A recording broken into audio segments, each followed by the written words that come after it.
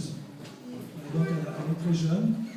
Et avant que cette organisation n'existe, j'avais travaillé personnellement pour ce qui se passait en Égypte concernant les Coptes d'Égypte.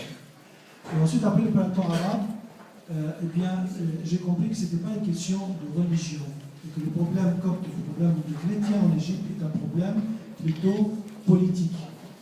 Donc, on a créé pour cela un problème humain, de respect, de dignité humaine, de problème de citoyenneté. C'est pour cela qu'on a arrêté de parler uniquement de défendre les Coptes d'Égypte à partir de la France, et on a décidé tout simplement de défendre le droit humain et sur la base de la Déclaration universelle des droits de l'homme de 1948.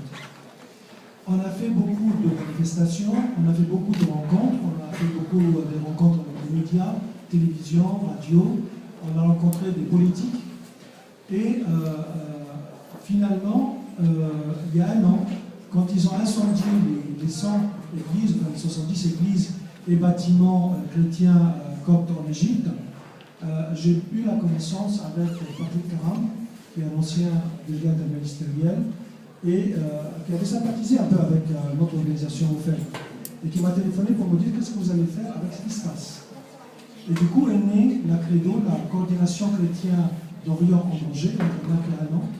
Et tout ce que je voulais faire par l'intermédiaire de mon organisation franco-égyptienne droits de l'homme, on a réussi à le faire ensemble, chrétiens d'Orient, c'est-à-dire égyptiens, irakiens et syriens. Et c'est dans le cadre de ce groupement de différentes organisations qui font partie de ce groupement, de cette coordination des chrétiens d'Orient en danger, qu'on a réussi à faire beaucoup de choses, surtout maintenant avec Daesh. Donc on a présenté à la Cour pénale internationale une demande de condamnation. On a réussi à l'Assemblée nationale à créer un groupe d'études.